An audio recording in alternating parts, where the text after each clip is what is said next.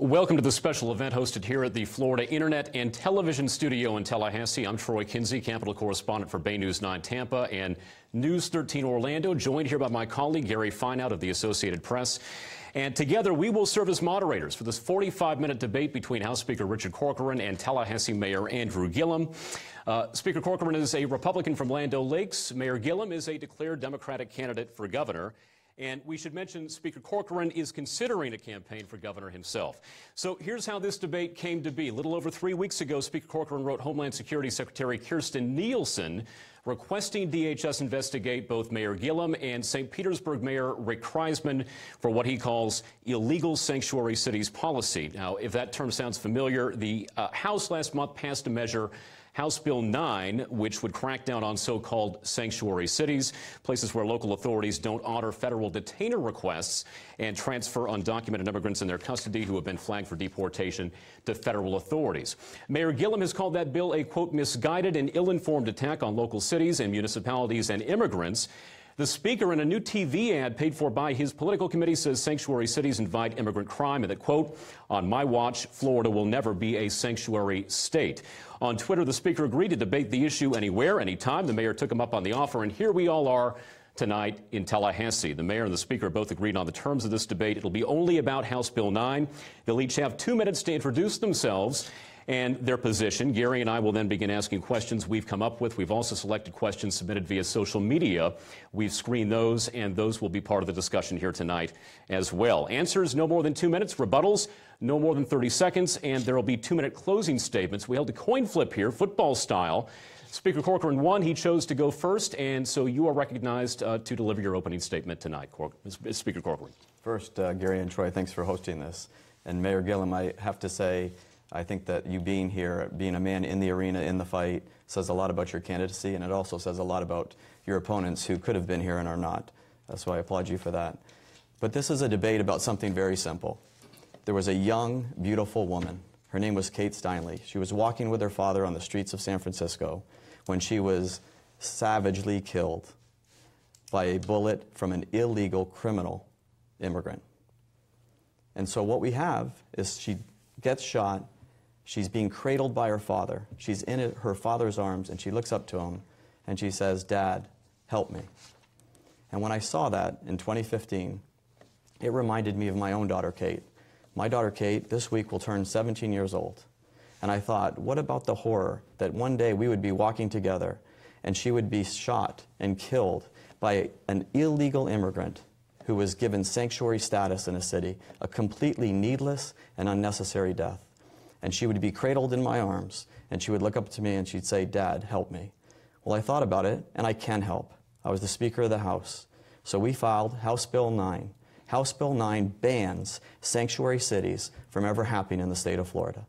Basically, it's very simple. All it says is state and local authorities, you need to cooperate with the federal authorities, and if you have a criminal illegal immigrant in your custody, you have to hold them for just 48 hours until the authorities can come. That's all the bill does. And yet, we have a situation where people are asking a simple question.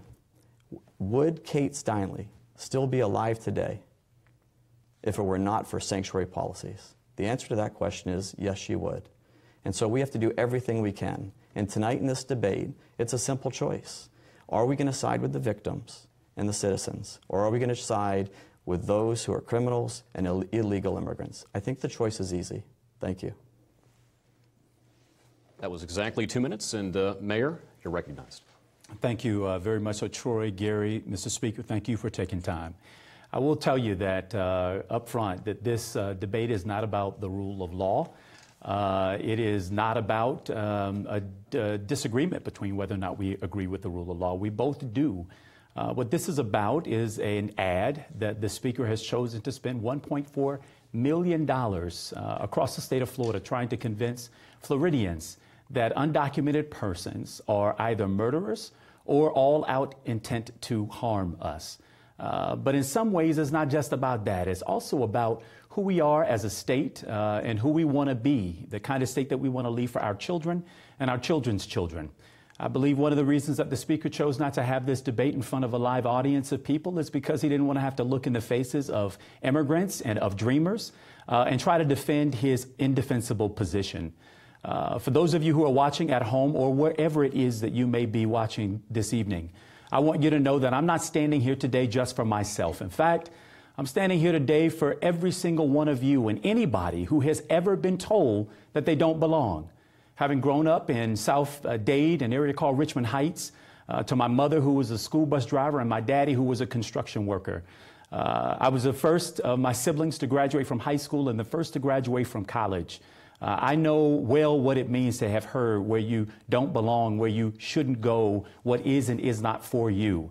And I'm proud today to be standing not only as the mayor of Florida's capital city, but also as a candidate for governor. I'm also pleased to be standing alongside immigrants and, quite frankly, anybody who has ever been derided or insulted or made to feel ashamed by the acolytes of Donald Trump.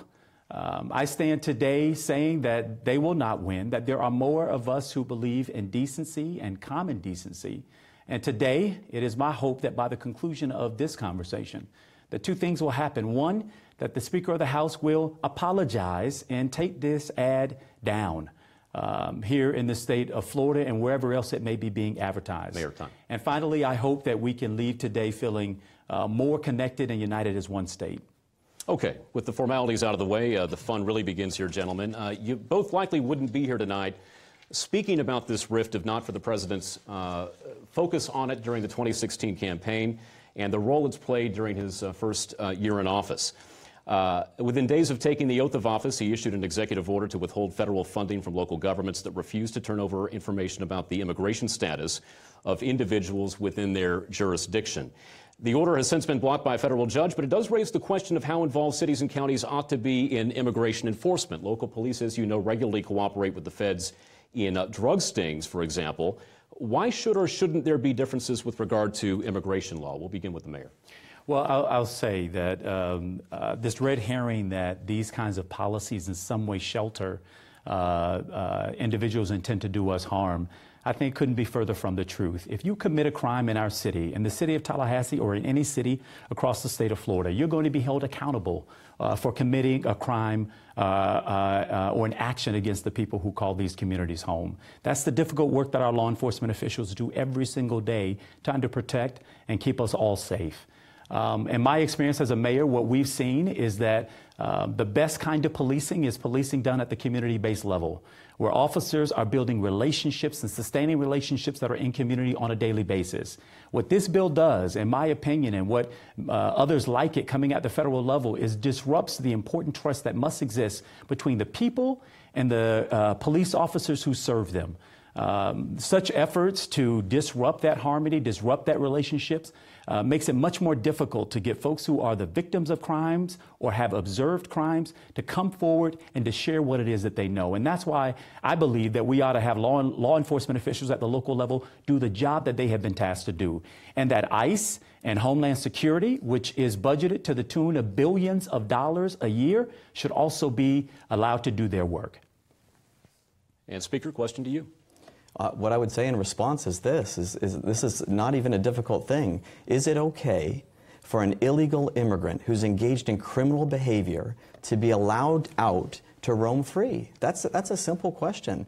And to say that that somehow is going to, the crazy liberal logic that that's going to be, or make our streets more unsafe, when you take a criminal off the streets and you have them in custody, releasing them back into the streets makes it more unsafe, that's just crazy liberal logic. Nobody believes that. And all the bill does is tell local and state law enforcement cooperate with the federal authorities and detain that illegal immigrant engaged in the criminal activity. It's important. The number one job of an elected official is to protect our citizens. If we can't keep our society safe, then all those other issues, all those other debates become meaningless. It's the primary function of every elected official. Mayor, do you care to rebut? Simply to say I agree that it's the primary function of not only law enforcement and elected officials to keep their community safe, but let's be very honest about the lengths and breadths that this bill goes to. This bill potentially creates ICE agents out of our school teachers and professors. It creates ICE agents out of our government officials, out of our law enforcement officials whose primary job is to keep their community safe. If you commit a crime in any community, in any city throughout this state, you will be adjudicated in the court of law within that community. And all we're saying is we absolutely ought to be fidel to not only the law, but also to the Constitution of the United States. Time now for my colleague Gary Fineout to ask a question. Thank you. Volusia County Sheriff Michael Chitwood calls House Bill 9 a, quote, lose-lose proposition for local law enforcement. He says that the bill will marginalize people in certain communities and push them away from police and make it harder to solve crimes. He also says it will strain local resources and make agencies more likely to get sued. Why is Sheriff Chitwood right or wrong? To you first, Mr. Speaker. He's wrong on all the above. I mean, the reality is all this bill does, and to your point, Mayor Gillum, it doesn't make ICE agents out of any of the people you listed. If you read the bill, it simply says this: once an illegal immigrant is detained for engaging in criminal activity, they're in custody, they've been arrested and they're in custody. That's not a teacher, that's a law enforcement officer has arrested that person for criminal behavior, and now they're in custody. And so once they're in custody, all we are asking is, can that person be held for 48 hours at the federal authorities' request to hold that person so they can see about deporting them? That's all the bill does, and the consequences are staggering. I can tell you right now, to the sheriff of Volusia County, look at Sarah Root, a 21-year-old college graduate. She graduated from Bellevue University with a 4.0 GPA. The very next day, she was driving down the road in Omaha, Nebraska, which is a sanctuary city, and a gentleman who was let out under the sanctuary policies went careening into her car and killed her. He was street racing. He was put under arrest, and guess what? Guess where he is now? Nobody knows. He fled again. And yet, Sarah Root, her whole life in front of her, 4.0 GPA, college graduate, gone. That's just unacceptable. And here's the deal. I don't want a single parent in the state of Florida to have some police officer knock on their door and say, hey, Mr. Corcoran, your daughter, your son was unnecessarily and needlessly killed because federal, state and local authorities would not simply cooperate with the feds and hold a criminal illegal immigrant for 48 hours. That's never going to happen on my watch. So there is a process of judicial warrants, which again, the Speaker makes it appear as if anyone who commits a crime and you happen to be undocumented, that you are let free to roam the streets and commit random acts of violence against people. And nothing could be further from the truth. In fact, the Cato Institute, which is not a bastion of the left, a pretty conservative research institute, found that immigrant communities are far less likely to commit crimes than those that are native born. And that, again, is a conservative study. The truth is that any loss of life is unfortunate, deeply unfortunate. And we ought to respect those lives by offering our respective condolences to their families.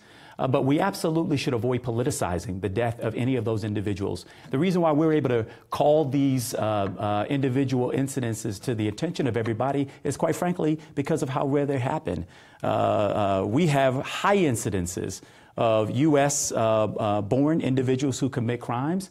And just as foreign-born individuals who commit crimes, they have and will be adjudicated before a court of law. They're not roaming free in our streets to go and commit all of these kinds of random acts of violence. That's disingenuous, and the bill absolutely goes further than just dealing with law enforcement and temporary detainments. But if we were just to rest our hat there, we know that the cost there is extremely expensive for our communities. In Miami-Dade alone, a study showed that $13.1 million of what they've had to encounter down there.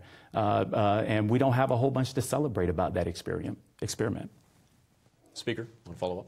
Again, it's just not the case. I mean, the reality is you're quoting studies, and by the way, those studies are surveys. And here's my experience as a lawyer. When you send a criminal or an illegal immigrant a survey and say, hey, self-report yourself, guess what they never do? They never self-report themselves. But there are studies, and there are facts. In Florida prisons, we have 5,000, almost 5,000 criminal illegal immigrants in our jails. 27% were homicides or murders. 23% were sex crimes. Think about that. That's 1,000 moms and 1,000 dads homicide victims. That's 1,000 moms and 1,000 dads whose children were sex crime victims. Go knock on their door. Go knock on their door and tell them there's no consequence, there's no threat to the fact that you have a law on the books that says you cannot detain a criminal, illegal immigrant for 48 hours and you let them back on the streets. And that's exactly what we prohibit in that bill. But you have a Democrat colleague, Representative Smith. He's filed 1333. And in 1333, he wants to make the entire state a sanctuary state, every city within it. Do you support that bill? Do you support allowing criminal, illegal immigrants to be able to go out onto the streets and not be detained for 48 hours, as Representative Smith would like?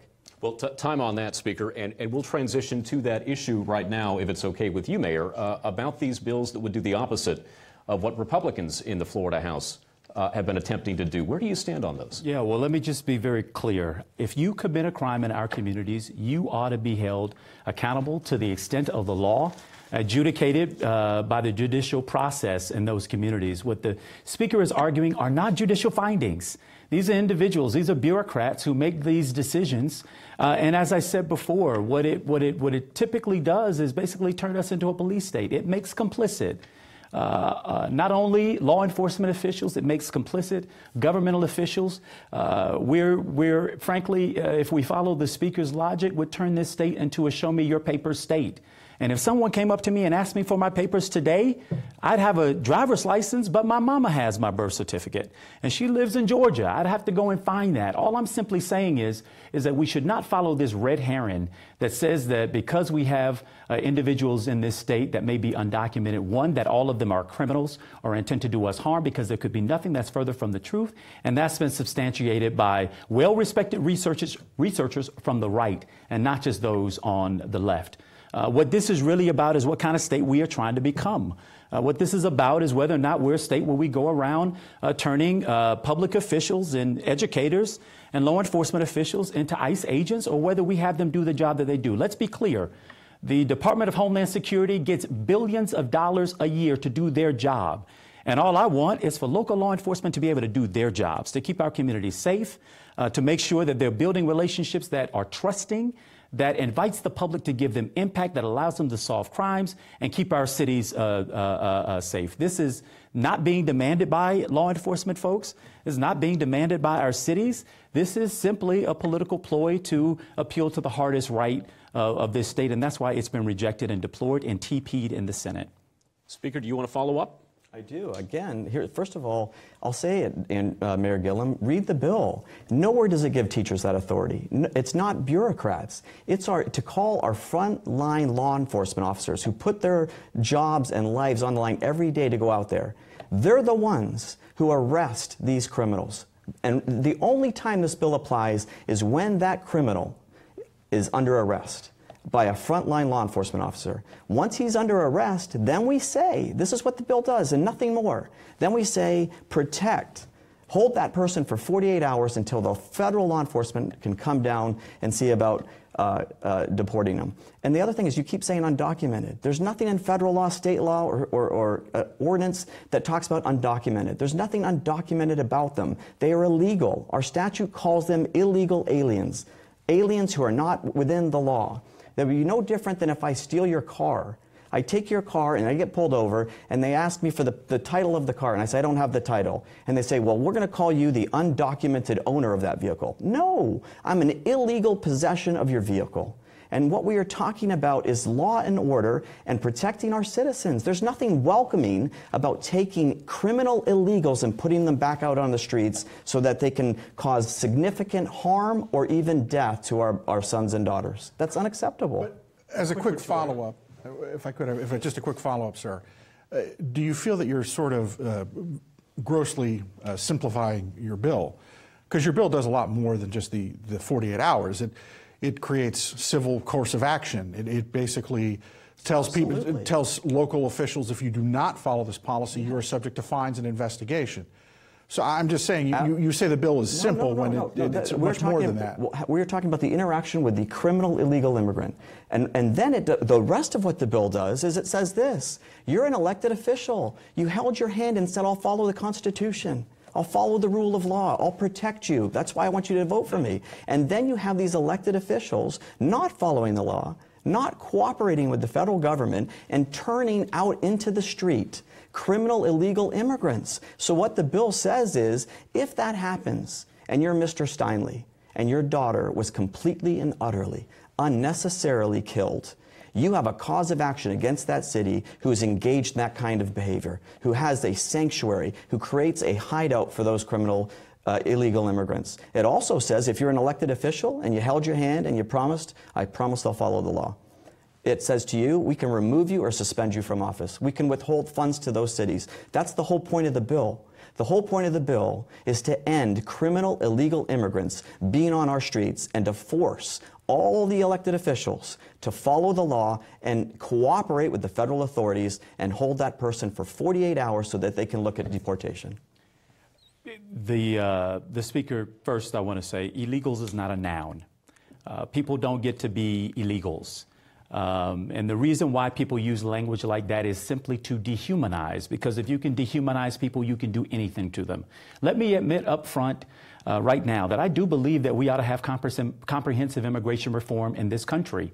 The federal government has had an opportunity after opportunity, and I believe they just opened debate now on a new piece of legislation that's yet to be described to deal with immigration. The Speaker is a huge fan of preemption, which means to have those issues that are dealt with at a higher level of government to be reserved to be dealt with at that government. Well, immigration policy in the United States is a right reserved for the federal government. They determine who comes and who goes and who stays. And we've got 20 million undocumented individuals and a host of them, 50,000 young people in this state who are DACA recipients who are standing in complete and total limbo. And so what I'm simply suggesting is that we allow law enforcement to do the jobs that they were selected, and went out to do, and that is to keep our communities safe. And we should not be taking steps that undermine law enforcement and their ability to keep our cities and our communities safe. A process question. What we're doing is strengthening law enforcement. What we are doing is giving them the tools to keep our society safe. And illegal is an adjective. What I said is it's an illegal immigrant. That's a noun. It's an illegal immigrant. There's nothing undocumented about them. That's the point. And we have to tell the truth. We have to start talking and not using these crazy buzzwords that aren't even true. Let's shoot straight with the people and say what we're dealing with in this legislation is an illegal immigrant who is engaged in criminal behavior. And all we're saying is hold that person, don't put him back on our streets. Hold that person and give him to the federal authorities so that they can begin deportation procedures. All the constitutional protections, due process, all of that is in this legislation. All the protections for illegal immigrants who witness or are victims of crime are protected in this legislation. And all of our constitutional protections against discrimination, whether it be your race or your gender, all protected in this legislation. It again is nice on paper. The Speaker glazes over the wide-ranging and sweeping implications of his policy. He wants us to think that it's simple and it's easy and it's just light work. But the truth is even on paper, the Fourth Amendment of the Constitution is what you and I both have sworn our highest fidelity to, the Constitution of the United States. And so we ought to make sure that what we're doing, one, is constitutional, but the practical on-the-ground implications of individuals having to show their papers in the state of Florida, where we create an environment where, again, teachers and professors and law enforcement officials are now demanding people's birth certificates when they arrest them or suspect them of being undocumented, is un-American. If you commit a crime, you will be held accountable for that crime in our communities, all across the state, all 67 counties and over 400 cities. There is no loophole in that. There is no gap in that. There is no need, quite frankly, for this policy or this type of legislation other than to deride, to divide, and to create other legal forms, in my opinion, of racial profiling. The reason why the Speaker would not have to worry about that as a concern is because when teachers and others decide to call people out for potentially being quote-unquote illegals or undocumented individuals, it's usually black and brown communities that are most indirectly and directly affected by that. And we've got to be honest with that as well. That is true and that exists in our society, and we certainly shouldn't be trying to codify that in law. Speaker, you mentioned your view that crazy buzzwords are being used on the left side of this debate, but you've heard critics of the bill argue it is politically inspired. It passed the House a few weeks ago, but if you look at where things stand right now at the Capitol, most people would say it's highly unlikely it'll pass the GOP-controlled Senate. If the issue really is about public safety, why isn't your own party united in support of it? I think that ever since the 2015 Act, where Kate Steinle was just unlawfully and unnecessarily killed, we filed that bill in 2016. We filed it in 2017. We filed it again in 2018. Sometimes it takes a while to get things passed, but it's not dead for the session. We think there's still an opportunity to get it passed, and that's why we'll keep fighting for it. But honestly, you have the bill here. I hand it to Mayor Gillum. I've read it, sir. There's nothing in there about teachers, Mayor. There's nothing. You keep saying teachers. The only people who have to show their papers are the criminal illegal immigrants who engaged in a crime. That's the only people who have to show their papers, and that's just being held for 48 hours. It's a real crisis. It's a real threat to society. When you take, I'll give you another, there's two girls in Virginia Beach, a sanctuary city, driving home, 17 and 16 years old. Tessa and Allison are sitting at a stoplight, and all of a sudden, their car is obliterated, completely destroyed by an illegal immigrant out on the streets because it was a sanctuary city, let out. And he was almost 4 times the legal limit drunk, driving drunk and at a high rate of speed, and killed both of those girls. It's a real threat. Nobody in our entire state, I'll say it to everyone out there, nobody, and I will fight, needs to have a situation where you hear a knock on your door and a law enforcement officer comes to you and says, "I'm sorry, Mr. Corcoran," whoever it is, your daughter, your son, was needlessly killed because we had sanctuary policies in this state that let a criminal, illegal immigrant out on the streets. My fight is to make sure that never happens to one of you, not one single person in the state. And can I say one more thing, Mayor? Is you treat illegal immigrants better than you treat your own American citizens in your district.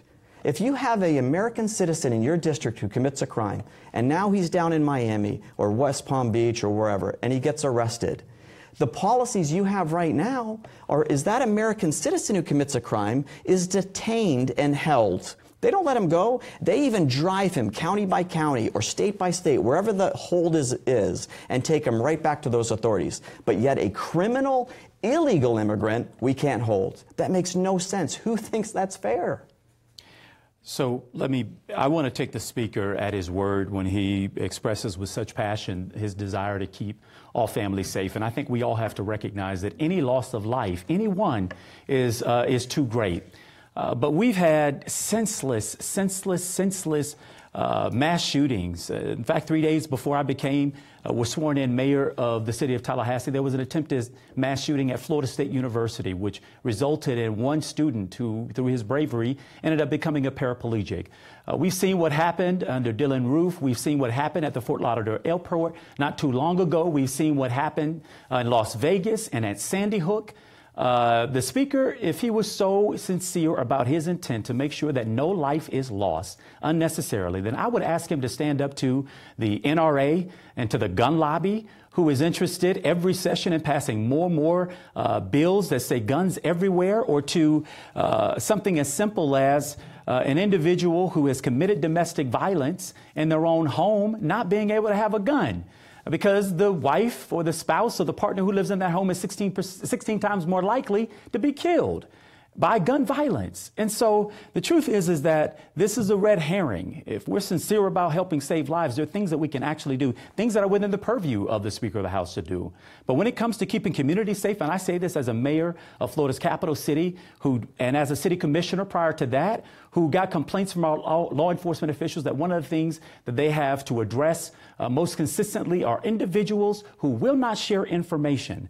And what we don't want to do is exacerbate the inability for law enforcement to get access to the necessary data and information that they need in order to carry out the justice and law in this state and in all of our communities around the state of Florida. We have one more question of our own before we get to the social media component here. I'd like to ask you, Mayor Gillum, you've called President Trump's executive order that would have revoked federal funding for a city like yours had it not been blocked by a federal court, quote, an attack on cities. But It doesn't pertain to all cities, only those that don't comply with federal detainers, and federal funding is exactly that. It's dispersed at the whim of the federal government. Why isn't the administration, in your view, justified in closing that spigot? Well, I'll tell you, and I hate to use this argument, but during the debate around the Affordable Care Act, you had states, including ours and others, who protested and basically said that the federal government could not use commerce and the power of the purse to compel states into complicity. And now, all of a sudden, compelling states into complicity, potentially asking them to break the Fourth Amendment of the Constitution of the United States, is now acceptable. It is not acceptable.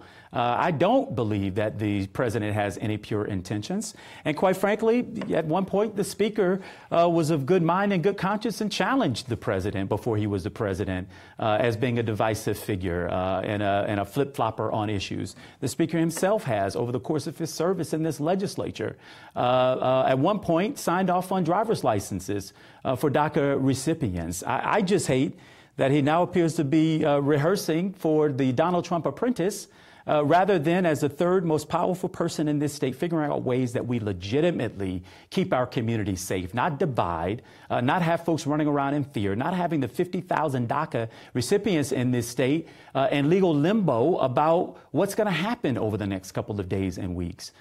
This is a serious issue that impacts people in a very, very serious way.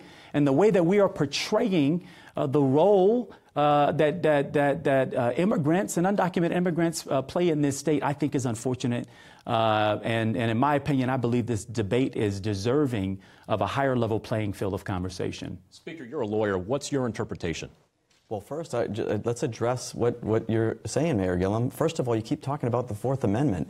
There's no right under the Fourth Amendment for somebody who comes across our border illegally and then wants to stay here. They have no Fourth Amendment right. They have a right to due process over the proving that they're an illegal immigrant. But that's part of Fourth Amendment. Yeah, but no, they have a due process right, not substantive. They have a due process substantive right on whether or not they're an illegal immigrant. That's it. They have no other rights. They're illegal. Second of all, is you bring up California, and now you're talking about gun control. This debate was supposed to be about House Bill 9, and now you're talking about gun control. California is a gun control state.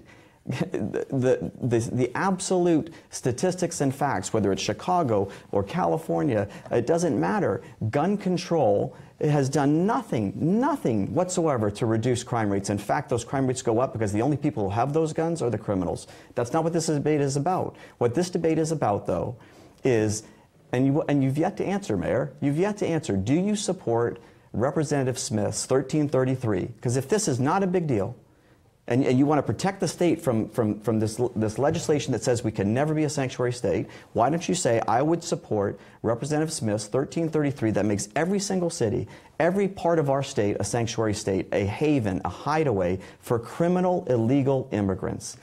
Can we just get a yes or no on that? Can we get a yes or no on whether you support House Bill 9 that says we will do whatever we can to protect our citizens? We're not going to allow a criminal, illegal immigrant to go out on the street and threaten one single Floridian.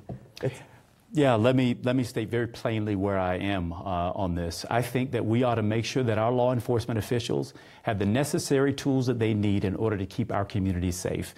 That if you commit a crime in my city or any other city across the state of Florida, you will be held accountable for committing that crime. But what we will not do, not here in the city of Tallahassee, and I hope in this state we won't do, is criminalize people off their personhood.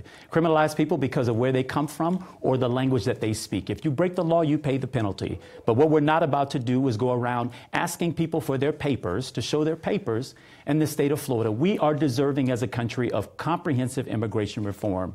I would demand that Congress do its job and make sure that we're tending to those needs to ensure that we've got comprehensive immigration reform and that people aren't in legal limbo. The power when it comes to immigration in this country is a federal one.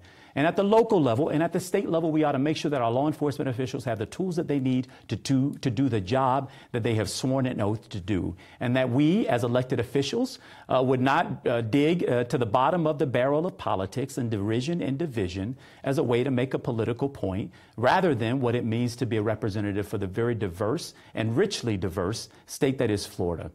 Well, if you can imagine, we only have about 11 minutes left. You two fill time with the best of them. We're going to transition now to those social media questions. I think we might just have one to ask this evening, but we have been asking people to give us their views about what they think ought to be discussed at this debate using the hashtag Sanctuary Cities Debate.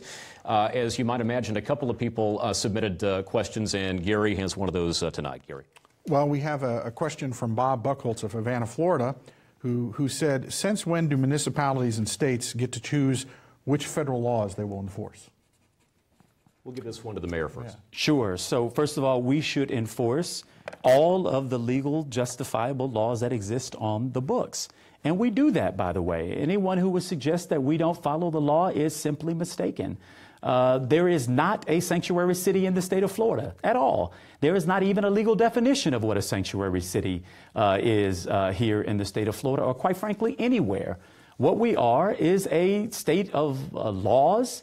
We follow those laws. Our local government officials and our law enforcement officials do a superb job at trying to do that. What I'm simply suggesting is that we don't undermine the rule of law, that we don't undermine the important work that law enforcement officials are doing every day to ensure the safety and the security of our communities. Not to create laws that subvert what is on the books, that our fidel responsibility is to the Constitution of the United States, the Constitution of the state of Florida and its statutes, and our local ordinance and rules. And that's exactly what we do. We don't do that any differently here in the state of Florida, in the city of Tallahassee, or in any city or county that I know of in the state of Florida. I think that, again, I'll go through it, Mayor Gillen, but and all your points. First of all, we have 17 sitting sheriffs. The sheriffs in the state of Florida, the Constitution, are the chief law enforcement officer, sworn to protect their citizens. 17 sheriffs voluntarily entered into agreements with the federal authorities to hold and detain for 48 hours these criminal illegal immigrants because of the threat they pose to their communities. 17 sheriffs have already done that voluntarily. They recognize that threat. And you keep saying it's some sort of a political statement. There's nothing political about this. It's about protecting our citizens. But if you want to talk about political, 3 hours ago, you sent out an email to everybody trying to raise money off this issue, trying to raise money off the threat of illegal immigrants who are criminals and the threat they pose to society.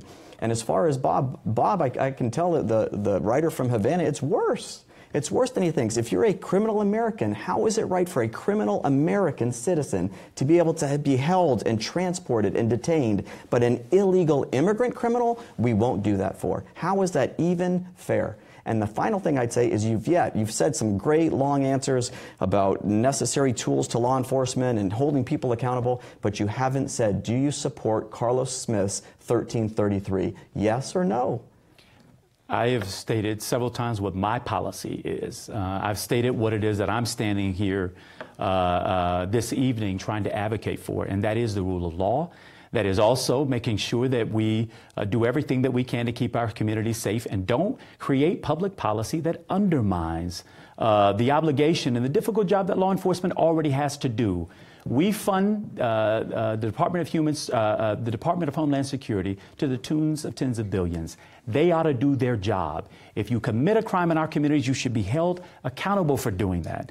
That is the law. That is exactly what we do.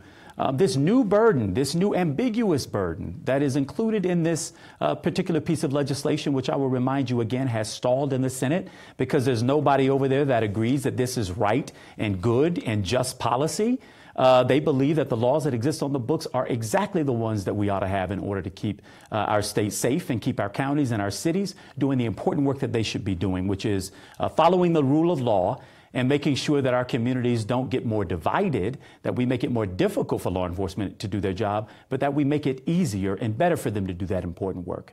So we got a question clearly intended for the mayor. Here's one clearly intended for the speaker. Keeping in mind we have about 7 minutes left here before we get to closing statements. Actually, that time would include the closing statements. Patty Grant is asking the speaker, quote, why are you appearing in an ad that grossly misrepresents the killing of Kate Steinle? You would take issue with the premise of the question, I'm assuming. Absolutely. The commercial simply says this: is it okay to have a criminal illegal immigrant and have state and local authorities not cooperate with the federal government and not hold that criminal illegal immigrant until they can come and take custody of that individual?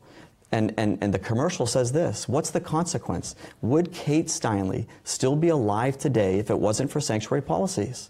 Yes. She'd absolutely be alive. I have 6 children, aged 17 to 5, 3 girls and 3 boys. I can assure you that I'll do everything in my power to make sure the tragedy that happened to Kate Steinle will never happen, not only to one of my children, but to any of your children. That's what the commercial says. We've got to put a law in the books that forces politicians to keep their word. Campaign one way and govern this exact same way. Stop doing the double talk. You said you would raise your hand, you'd uphold the rule of law, and you'd protect our citizens. This is a bill that simply protects citizens from illegal, criminal immigrants. And that's what the commercial says. But Ms. Steinle, her killer, was acquitted of the charge of murder, and the defense was able to convince a jury that her killing was by accident and that the gun ricocheted off a building. So, I mean, when you have your ad where you basically have someone gunning someone down, and yet you're talking about Kate Steinle, why isn't that a misrepresentation? It's not, because the fact of the matter remains.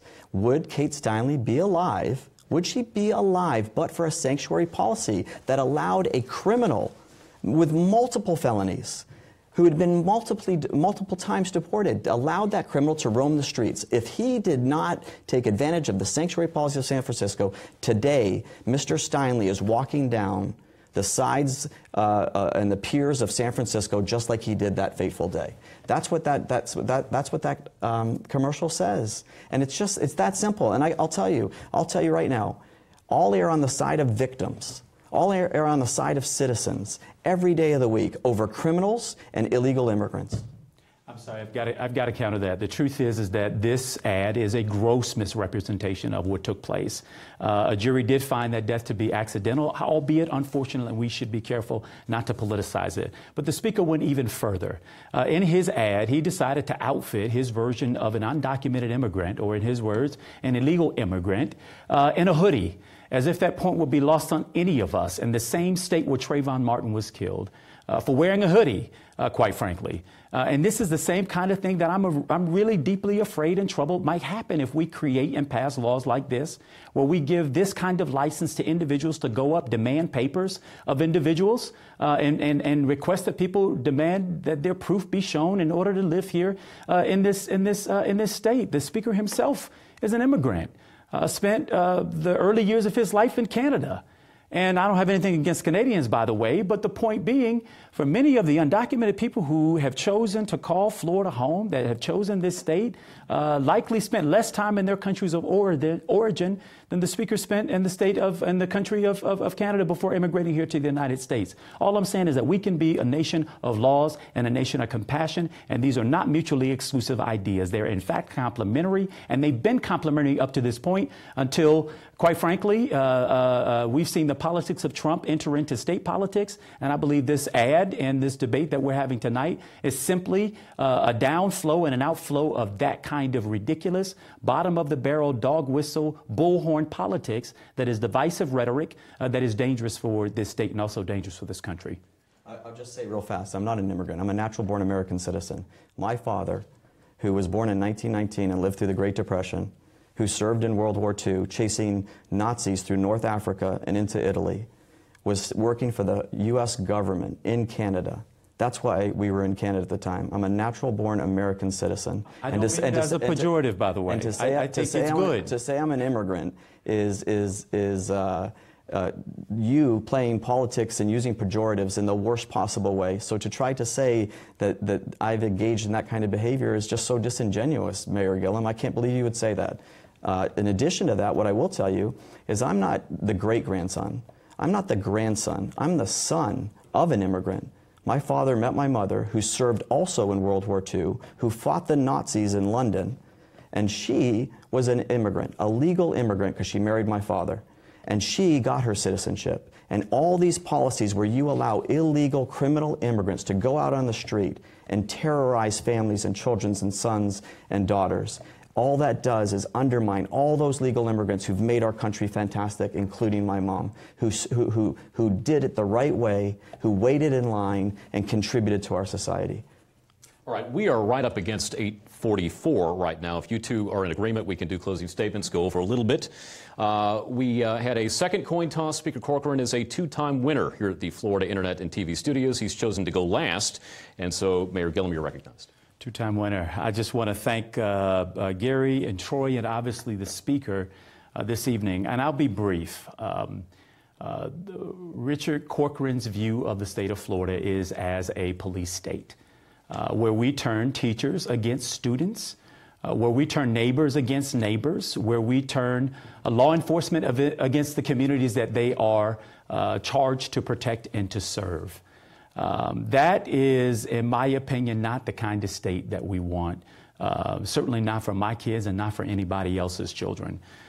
We have seen where public policy has used the guise of what is different as a way to create policy that protects us against or protects us for the rule of law. And all I'm saying is that we've seen this before and we've got to stand up against it. During the